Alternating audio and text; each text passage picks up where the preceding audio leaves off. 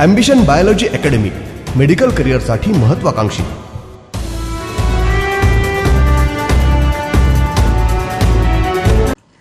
Hello dear students, now we are discussing about the biological classification, and in that we are studying about the kingdom Protista. In that we have studied first chrysophytes, second dinoflagellate, third euglenide and fourth slime molds. Now fifth group of that Protista, that is the protozoa, we have to describe here. Here depending upon locomotory organ, protozoa classified as a zooflagellate, sarcodines or amoeboid, sporozoa and ciliata. Now of that, first of all we have to study about the zooflagellates. They are protozoan Protista which possess one to several flagella for locomotion. So they possess one to several flagella तो पता है ना, for locomotion के लिए वो क्या carry करते हैं, flagella. 1 to more flagella for locomotion. दूसरी बात, zooplagellates are generally uninucleate but occasionally multinucleated. Generally they are uninucleated, usually uninucleated but occasionally multinucleated.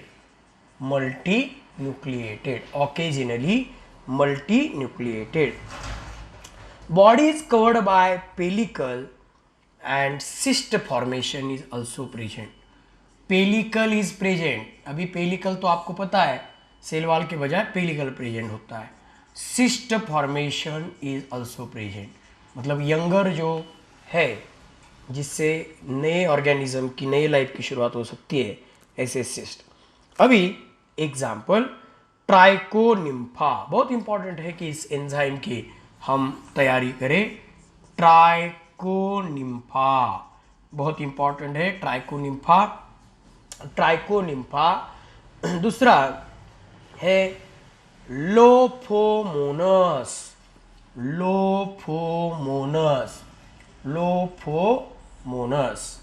लोफोमोनस के बाद तीसरा है जार्डिया.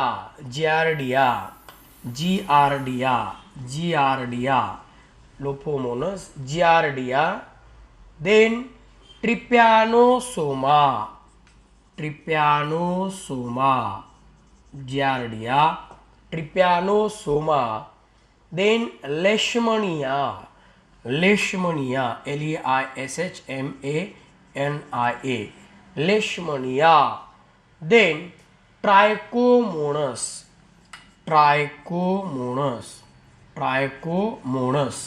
लेशमनिया, ट्राइकोमोनस.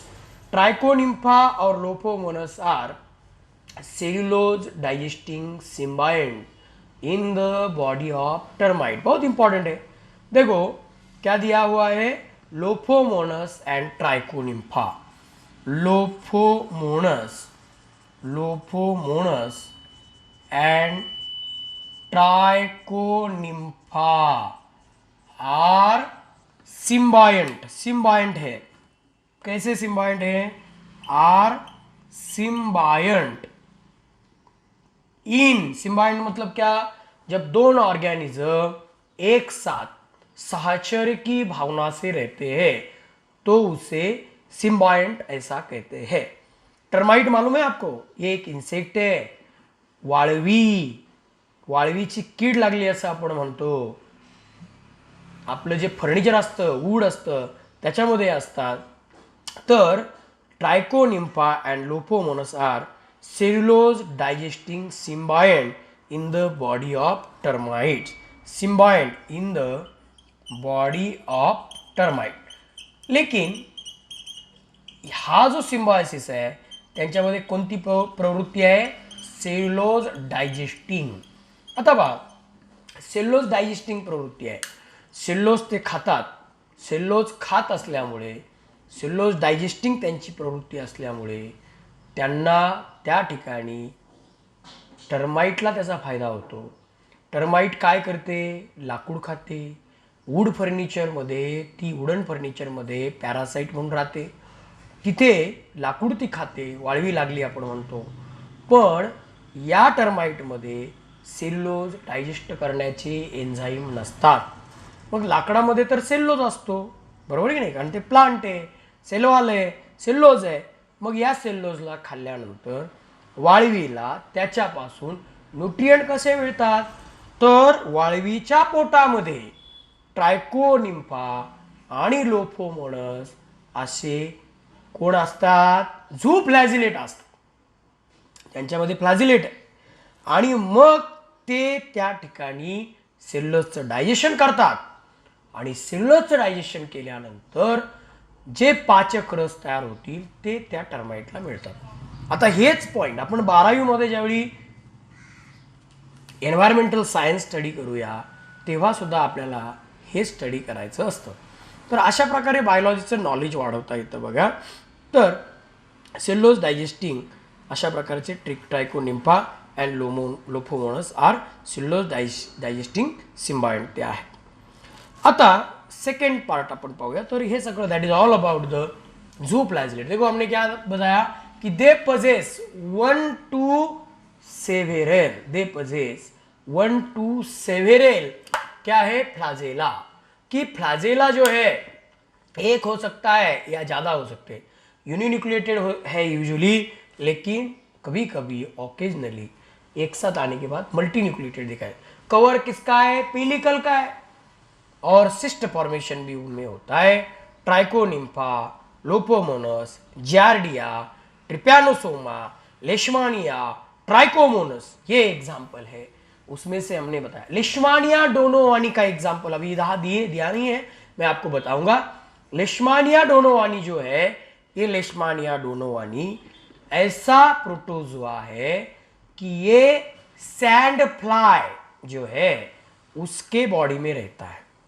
और ये लेशमानिया डोनोवानी की वजह से हमें यहां लेशमनियासिस मतलब काला आजार नाम का डिसीज होता है. लेशमनियासिस मतलब काला आजार नाम का डिसीज हमें उसकी वजह से होता है. समझ में आ गई बात?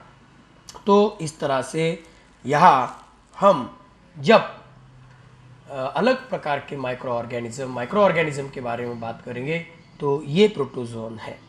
दूसरा है सार्कोडाइन्स. अब सार्कोडाइन जो है they develop pseudopodia for locomotion and ingestion of food. They develop pseudopodia for locomotion and ingestion of food. तो सीडोपोडिया उनमें रहता है. इसी ग्रुप को हम अमीबॉइड ग्रुप भी कहते हैं, सार्कोडाइन्स. जो फ्लैजिलेट के बारे में हमने डिस्कशन किया.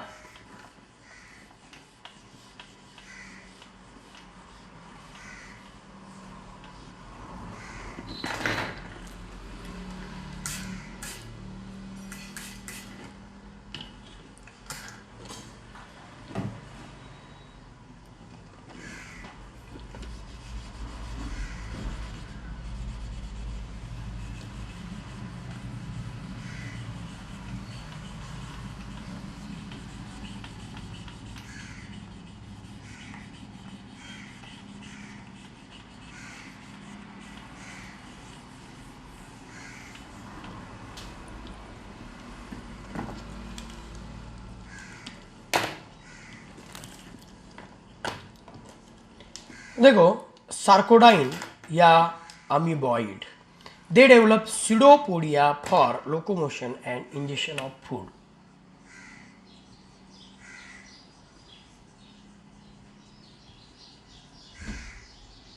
Pseudopodia for locomotion and ingestion of food. तो देखो ये सीडोपोडिया के बारे में हो गया। दूसरी बात, they are temporary protoplasmic outgrowth. Pseudopodia क्या है?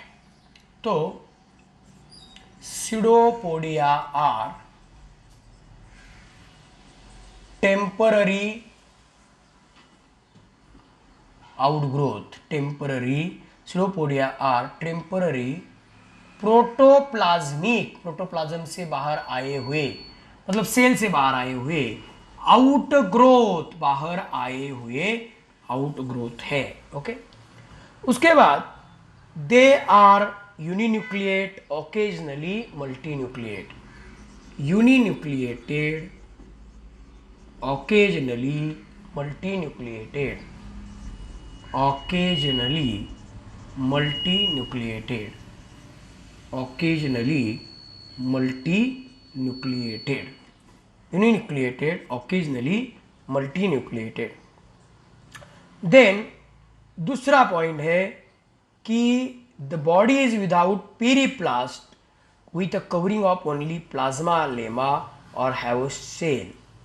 Without, body is without periplast, only with plasma lemma। plasma lemma मतलब plasma membrane, और sometimes cell is also present, sometimes cell is present, sometime cell is present। Okay, now उसके बाद देखो यार, the example of सार्कोडाइन्स। Examples, अभी हम example study करेंगे। पहला जो एग्जाम्पल है वो है एंट्यामोइबा हिस्टोलिटिका। एंट्यामोइबा हिस्टोलिटिका। अब ये एंट्यामोइबा हिस्टोलिटिका क्या करता है? तो ये अमीबिक डिसेंट्री और अमीबियासिस नाम का डिसीज ह्यूमन बीइंग में तैयार करता है। डिसेंट्री पता है आपको? तो अमीबिक डिसेंट्री, ये जो अमीबिक डिसेंट्री है ये ह्यूमन बीइंग में तैयार होती है इसकी वजह से। दूसरा एग्जाम्पल क्या है? दूसरा एग्जाम्पल है एंट्यामोइबा कोलाई। एंट्यामोइबा कोलाई। अब इस एंट्यामोइबा कोलाई की वजह से क्या होता है? तो it causes the commissural parasite है ये, और ये जो है इसकी वजह से कोई डिसीज नहीं होता। It does not produce any disease, it does not produce any disease, it does not produce no disease। then gingivalis, no disease। then उसके बाद दूसरा जो है एंट्यामोइबा जिंजीवैलिस। अब ये जिंजीवैलिस क्या करता है? तो ये tartar of teeth and pus pocket of bleeding gum वहाँ होता है। सो पायोरिया ये डिसीज तैयार करता है। पायोरिया नाम का डिसीज इससे तैयार होता है। देन उसके बाद अभी ये इस तरह के एग्जाम्पल हमने देखे। So it is all about the sarcodine और अमीबाइड। दे डेवलप सीडोपोडिया, और ये सीडोपोडिया कहाँ से डेवलप होता है? तो प्रोटोप्लाज्म से डेवलप होता है, और ये यूनिन्यूक्लिएटेड या ओकेजनली मल्टीन्यूक्लिएटेड भी रहता है। बॉडी पेरिप्लास्ट के सिवाय होती है, केवल प्लाज्मा लेमा या सेल कभी कभी प्रेजेंट हो सकती है। एंट्यामोइबा हिस्टोलिटिका अमीबिक डिसेंट्री तैयार करते हैं। एंट्यामोइबा कोलाई नो डिसीज, एंट्यामोइबा जिंजीवैलिस पायरोइया तैयार करते हैं। तो ये सब सार्कोडाइन हमने यहाँ इसके बारे में स्टडी किया। अब नेक्स्ट जो पॉइंट है वो है स्पोरोजोन। तीसरा जो ग्रुप हमें देखना है वो है sporozoa. Next is स्पोरोजुआ।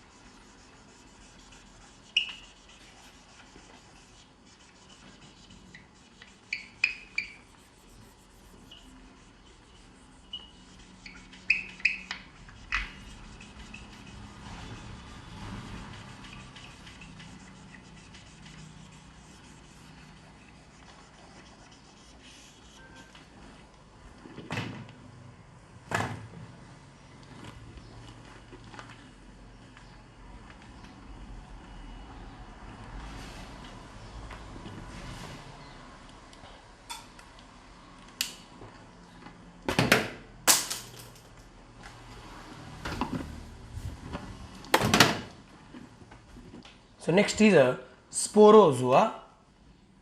स्पोरोजुआ।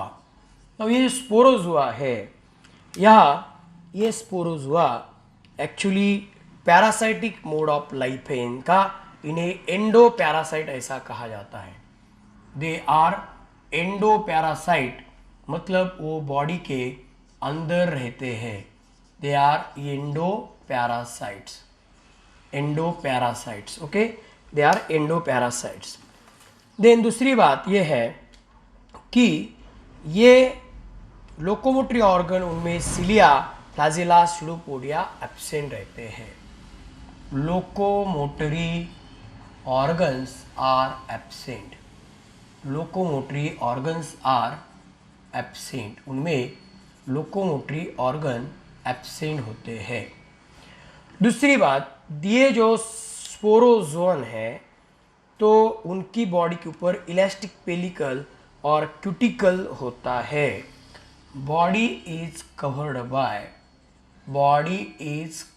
Bye elastic pellicle और क्यूटिकल। बॉडी के ऊपर इलास्टिक पेलिकल होता है या क्यूटिकल होता है बॉडी के ऊपर।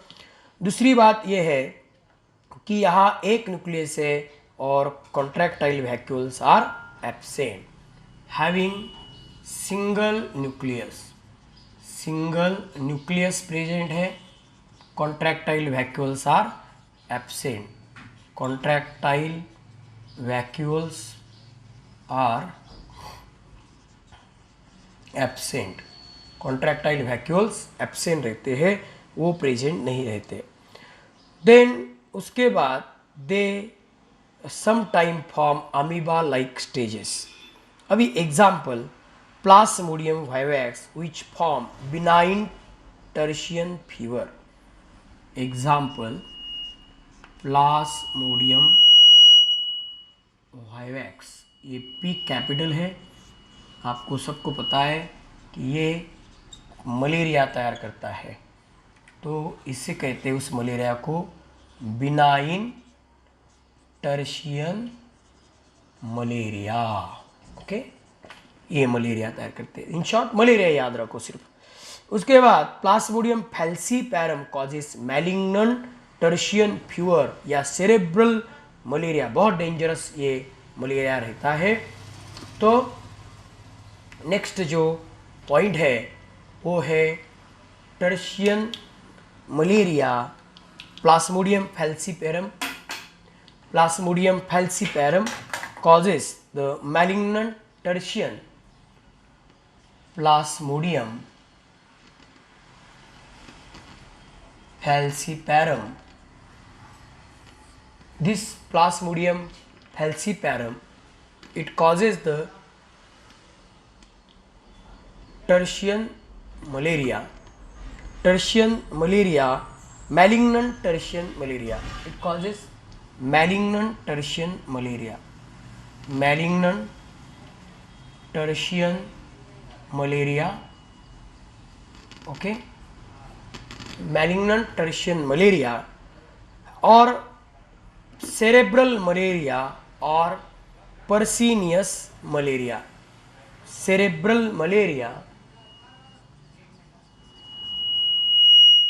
सेरेब्रल मलेरिया और पर्सिनियस मलेरिया।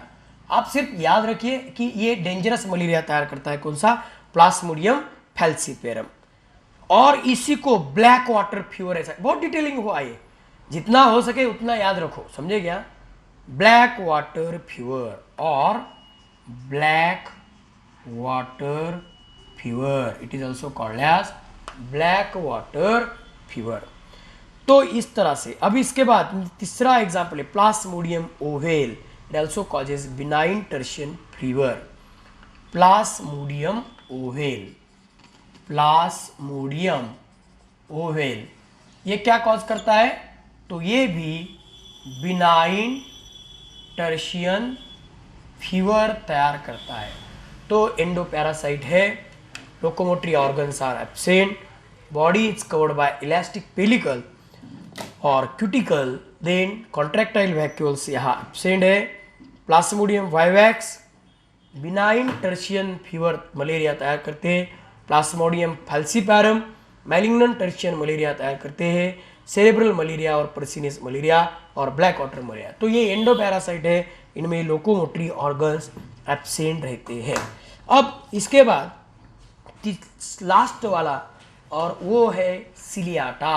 आप सबको इसका एग्जाम्पल भी पता है और वो है उसका एग्जाम्पल सिलियाटा का पैरामीशियम, ओके। तो next last point, last class of protozoan we have to study here and that is the ciliata. So next is a ciliata. Ciliates ये जो है दे possess cilia for locomotion. So ciliata, cilia for locomotion, cilia for locomotion. Then second, they are free living freshwater protistian. Free living freshwater, free living freshwater organism. They are free living freshwater organism. Then next, there are a few are marine, some are parasitic. Few are marine, some are parasitic. Few are marine and some are parasitic. marine मतलब कौन से, समुद्र रहने वाले। Fresh water मतलब कौन से, जो नदी में नालों में रहते हैं। Some are parasitic, okay. Then उसके बाद नेक्स्ट जो पॉइंट है वो है कि free living forms are generally motile and few are sedentary, जैसे कि vorticella. Some are sedentary. Sedentary मतलब क्या कि एक जगह पे, जैसे कि वर्टिसेला, याद रखिए वर्टिसेला याद रखना पड़ेगा आपको। जनरली हम ये सारे एग्जाम्पल, ये नाम याद रखेंगे तो फायदा आपका फ्यूचर में होगा। देन दी फिजियोलॉजिकल कॉम्प्लेक्सिटी वहाँ है, specialization of organelles for skin, muscle, sense organ, kidney, ingestion, egestion, ये सब part though unicellular ciliate have the highest degree of structural and physiological complexity. Though, देखिए बहुत इंपॉर्टेंट है, though unicellular but they have highest physiological and structural complexity. Structural जो complexity है वो highest degree की है। क्या क्या है उसमें, तो स्किन का डेवलपमेंट हुआ है। दूसरी बात, specialization for organ for sense, skin, muscle, sense organ, kidney, injection, egestion, ये सब उसमें है। Food collecting apparatus, oral groove is there. food collecting apparatus, oral groove is present. Okay, oral groove is there. Then दूसरी बात, vestibular buccal cavity cytosome, vestibular buccal cavity and cytopharynx,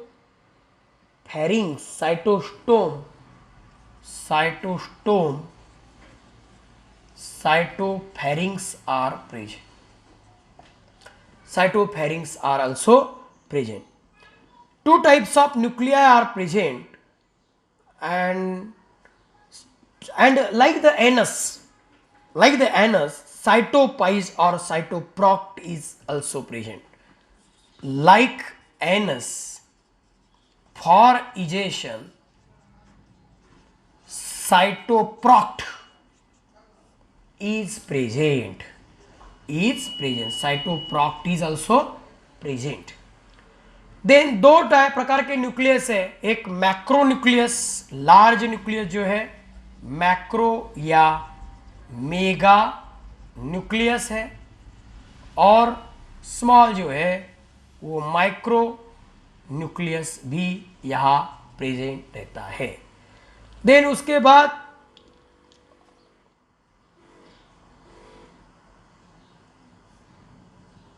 metabolism, अभी इनके काम अलग अलग है. लार्जर न्यूक्लियस जो है वो metabolism controlling polyploid macro nucleus है, आणि small hereditary controlling diploid micro nucleus. तो बहुत इंपॉर्टेंट है, देखो कि लार्ज जो है वो मेटाबॉलिज्म कंट्रोलिंग है, स्मॉल जो है वो हेरिडिटरी कंट्रोलिंग है, मतलब ये सिर्फ दूसरे जनरेशन में, दूसरे सेल में डीएनए को कैरी करेगा, हेरिडिटी. ये पॉलीप्लॉइड है, मतलब मल्टीपलियन है, और ये सिर्फ डिप्लॉइड है. समझे क्या? डिप्लॉइड है. पॉलीप्लॉइड कौन है? मैक्रो न्यूक्लियस है, दो न्यूक्लियस रहते हैं उनमें.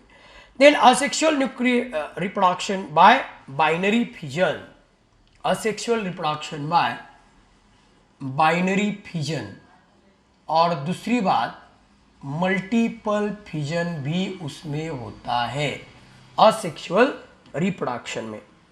Budding and cyst formation is there, budding and cyst formation is also there. Sexual reproduction is by conjugation, cyst formation, budding is also there asexual reproduction के लिए. और सेक्सुअल रिप्रोडक्शन के लिए क्या है? तो सेक्सुअल रिप्रोडक्शन के लिए कॉन्जुगेशन है. कॉन्जुगेशन मतलब दो ऑर्गेनिज्म इस तरह का एक पैरामीसिस दूसरी पैरामीसिस के साथ फ्यूज हो जाता है, और लास्ट एटोगैमी भी वो कर सकते हैं, मतलब खुद के स्ट्रक्चर से वो खुद को और रिप्रोड्यूस कर सकते हैं. अब एग्जाम्पल आपको तो पता है, पैरामीशियम, ये पैरामीशियम कोडाटा, ये सबको पता है. देन टेट्राहाइमेना, हॉर्टिसेला, बैलेंटिडियम, देन बैलेंटिडियम, ऐसे सारे एग्जाम्पल है. ओके, तो अभी ये पार्ट हम कल भी फिर से नेक्स्ट लेक्चर में भी इसको हम रिवाइज करने वाले हैं. ओके, तो इस तरह से आप लोग कल भी हम इसको डिस्कस करेंगे अच्छी तरह से, एक एक लाइन टू लाइन. देखो अभी ये जो टेट्राहाइमेना है, बायोलॉजिकल रिसर्च के लिए यूज किया जाता है. बैलेंटिडियम कोलाई, बैलेंटिडियल और सिलियरी डिसेंट्री ह्यूमन बीइंग में ये डिसीज होता है. And infection comes from faecal contamination of pig. Faecal मतलब निशामृदा, मतलब वेस्ट टूल, किसका? पीक का. पीक एक एनिमल है, जानवर है. ठीक है, तो इस तरह से यहाँ हमारा प्रोटिस्टा किंगडम खत्म हुआ. इसका रिवीजन नेक्स्ट लेक्चर में हम लेंगे. Thank you very much. जीवशास्त्र हा आहे वैद्यकीय शिक्षणाचा पाया. तेव्हा इयत्ता 10वीत शिकणाऱ्या आणि 11वीपासून PCB ग्रुपकडे झुकणाऱ्या ही आहे सुवर्ण संधी. कोरोना सुट्टीच्या काळात थांबणार नाही तुमची ट्यूशन, कारण गेल्या 20 वर्षांचा सहज सोप्या पद्धतीनं बायोलॉजी शिकवण्याचा अनुभव असलेले आणि आजवर हजारो विद्यार्थी विद्यार्थिनींना मेडिकलला प्रवेश मिळवून देणारे प्राध्यापक रवींद्र काळे यांची ॲम्बिशन बायोलॉजी अकॅडमी सुरू करत आहे इयत्ता 11वी बायोलॉजीची ऑनलाईन स्पेशल बॅच.